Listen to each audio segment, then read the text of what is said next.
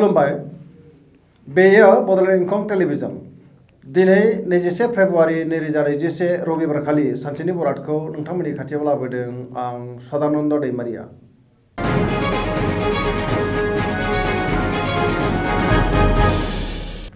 सिगां फरायनो लादों मेष राशि। दिनैनि साना बारा मोजां नङा। गोसोआव गोजोननाय गैयै जागोन। गोसोखौ गोबां गुलुं-गुजुं मोनगोन। देहाया दिनै मोजाङै थागोन। अब्लाबो जानाय लोंनायाव सांग्रां जानाया गाहाम। सोरनिबा सायाव गोबां रागा जोंफ्लांगोन। रांखावरियाव बारा मोजां नङा। नाङा-फाङा खरसाया बांगोन। गोबां खहा जानोबो हागौ। बेफार फालांगियाव मोजां नङा। गुबुना खहा खालामनो नाजागोन। न'खराव अनलायनाय फैगोन। मावनो लानाय खामानिखौ मावफुंनो गोब्राब जागोन। मानिबा जाहोनाव गोसो बायगोन। जेबो गोदान हाबायाव आखाइ होथ'यैआनो गाहाम होनजायो। बिमा-बिफानि बोसोन लानानै खामानिखौ मावब्ला मोजां फिथाइ मोननो हागोन आरो मावफुंलांनोबो हागोन। लाइमोनफोरनि गोसोआ जोबोर लोरबां जागोन। फरायसाफ्रा फरायनायाव गोसो दुंनाय नङा।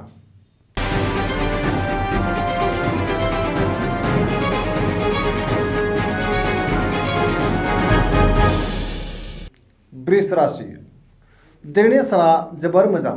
गोसोखौ जोबोर गोजोननाय मोनगोन। गोसोनि साननायफोरा जाफुंगोन। गोसोआव गोबां गोग्गानाय आरो गोबां बिथिङाव गोसो दुंखांगोन। मावनो लानाय खामानिखौ थि समाव मावफुंनो हागोन। समाजाव गोबां मान मोननो हागोन। रांखावरियाव जोबोर मोजां होनजायो। मोननो गोनां धोनखौ दिनै गोरलैयैनो मोननो हागोन। बेफार फालांगियाव जोबोर मोजां मुलाम्फा मोननो हागोन।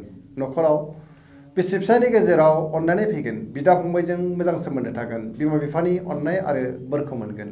देहाया दिनै मोजाङै थागोन। जायखि खामानि मावा मानो जेरावबो जाफुंसारगोन। समाजाव गोबां मान मोननो हागोन। गोसोनि साननायफोरा गासिबो फारि-फारि जाफुंजोबगोन। लाइमोनफोरनि गोसोआ जोबोर रमान्टिक जागोन आरो गावबा गावनि गोसोनि साननायफोरखौबो फोरमायलायनो हागोन। फरायसाफोरा फरायनायाव गोसो दुंखांगोन आरो मोजां फिथाइ मोननोबो हागोन। पजिटिभ एनार्जिनि गोहोम गोग्लैगोन।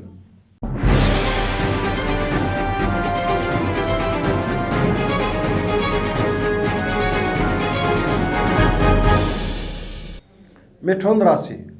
दिनैनि साना मोजां आरो गाज्रिनि गेजेरजों बाबेनलांगोन। मावनो लानाय खामानिखौ थि समाव मावफुंनो गोब्राब जागोन। गोसोखौ जोबोर उसाव-बादाव मोनगोन। देहाया दिनै बारा मोजां थानाय नङा। लोमजानाय मोनगोन। रांखावरियाव जोबोर मोजां। मोननो गोनां धोनखौ दिनै मोननो हागोन। बेफार फालांगियाव मोजां मुलाम्फा मोनगोन। न'खराव बिसि-फिसायनि गेजेराव अनलायनाय फैगोन। बिदा-फंबायजों मोजां सोमोन्दो थागोन। समाजाव मान बांगोन। गोसोनि बोलोआ अदेबानि अब्लाबो लोरबां जागोन। गोसोनि साननायफ्रा देबोर नांगोन। सोरबा लोगोनि सायाव मानिबा जाहोनाव दुखु मोनफ्लांगोन। गोसोखौ हमथानाया गाहाम। नेगेटिभ एनार्जिनि गोहोम गोग्लैनो हागौ। फरायसाफ्रा फरायनायाव गोसो दुंगोन। लाइमोनफोरनि गोसोआ जोबोर आला-खाला जागोन।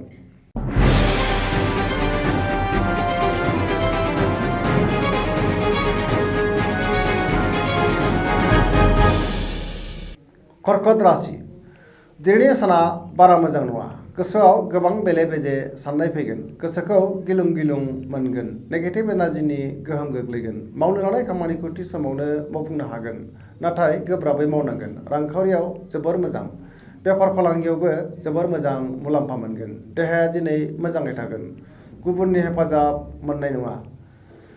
गुबुनजों रायखुमाजानो हागौ। न'खराव बिसि-फिसायनि गेजेराव अनलायनाय फैगोन। बिदा-फंबायजों मोजां सोमोन्दो थागोन। बिमा-बिफानि अननाय आरो बोर मोनगोन। गोसोआ जोबोर रमान्टिक जागोन। सोरबा लोगोआ गाज्रि नोजोर होखोमागोन। सांग्रां जानाया गाहाम। लाइमोनफोरनि गोसोआ जोबोर रमान्टिक जागोन आरो गावबा गावनि गोसोनि साननायफोरखौबो फोरमायलायनो हागोन।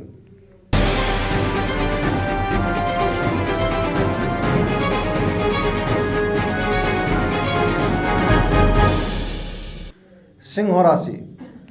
दिनैनि साना बारा मोजां नङा। बहाबा दावबायहैयोब्ला सांग्रां जानांगोन। जाब्रबथायनि आसा दङ। गोसोखौ जोबोर बेले-बेजे आरो उसुखुथु मोनगोन। गोसोनि साननायफोरा देबार नांगोन। रांखावरियाव मोजां। बेफार फालांगियावबो मोजां होनजायो। मोननो गोनां धोनखौ दिनै मोननो हागोन। न'खराव अनलायनाय फैगोन। गोसोनि बोलोआ बांगोन। समाजाव गोबां मान मोनगोन। सोरबा लोगोनिफ्राय मोजां हेफाजाब मोनगोन। समाजाव गोबां मान मोननायजों लोगोसे गावखौबो इस्टाब्लिश खालामनो हागोन। लाइमोनफोरनि गोसोआ जोबोर रमान्टिक जागोन।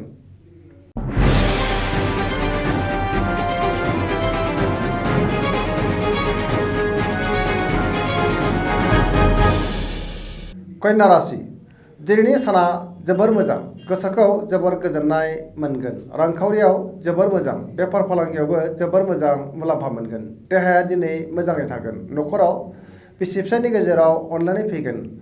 बिदा फंबायजों मोजां सोमोन्दो थागोन आरो बिसोरनि हेफाजाब मोनगोन। गोबां खामानियाव मुखुब थागोन। समाजाव मान मोननो हागोन। गुबुनखौ बांद्राय फोथायोब्ला अदेबानि खहाबो जानो हागौ। सोरबा लोगोआ खहा खालामनो नाजाखोमागोन। सांग्रां जानाया गाहाम। लाइमोनफोरनि गोसोआ जोबोर आला खाला जागोन।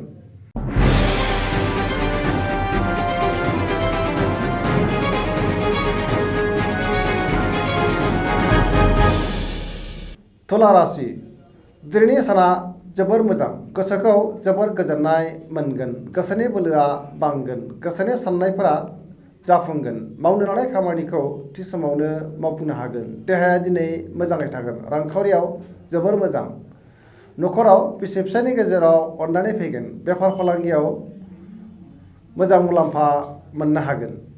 पजिटिभ एनार्जिनि गोहोम गोग्लैगोन। लोगोफोरनि हेफाजाब मोननो हागोन। बिमा बिफानि अननाय आरो बोर मोनगोन। लाइमोनफोरनि गोसोआ जोबोर रमान्टिक जागोन आरो गावबा गावनि गोसोनि साननायफोरखौबो फोरमायलायनो हागोन।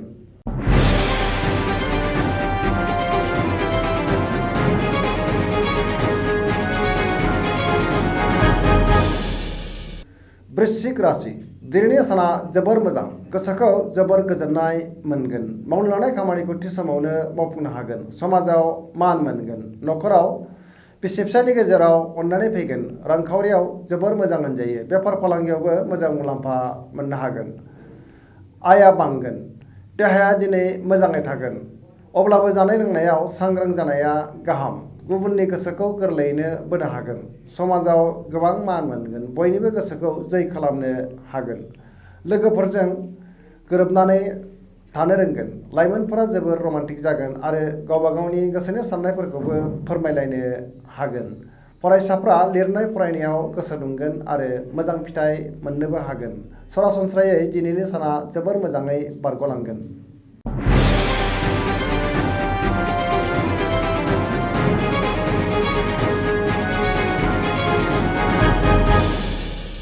धनु राशि दिनैनि साना जोबोर मोजां।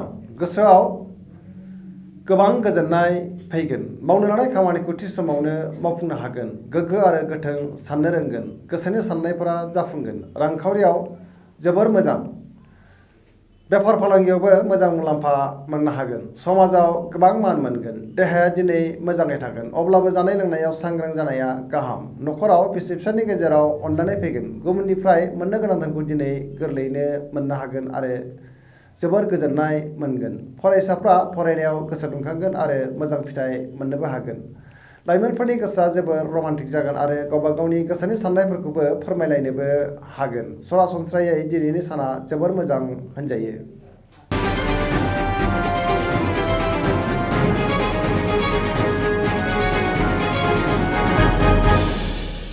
मकर राशि दिनैनि साना मोजां आरो गाज्रिनि गेजेरजों बाबेनलांगोन। गोसोखौ जोबोर गुलाय गुजाय मोनगोन। नेगेटिभ एनार्जिनि गोहोम गोग्लैगोन। देहाया दिनै मोजाङै थागोन। अब्लाबो जानाय लोंनायाव सांग्रां जानाया गाहाम। रांखावरियाव बारा मोजां नङा।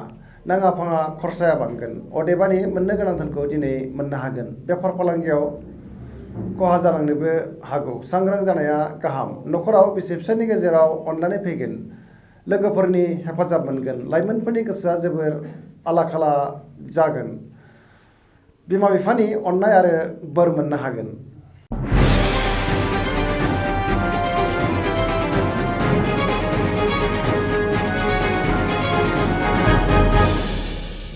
कुम्भ राशि दिनैनि साना जोबोर मोजां।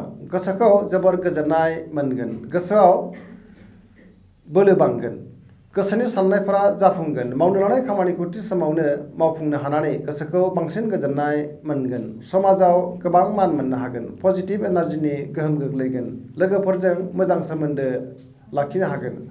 गोबां मुंदांखा सुबुंजों लोगो मोनज्लायगोन। रांखावरियाव जोबोर मोजां। मोननो गोनांखौ दिनै मोननो हागोन। अदेबानि खरसायाबो बांगोन। देहाया दिनै मोजाङै थागोन।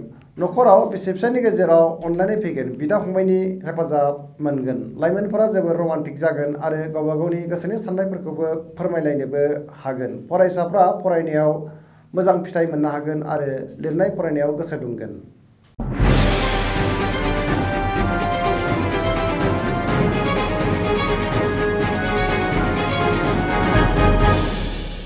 मीन राशि दिनैनि साना बारा मोजां नङा।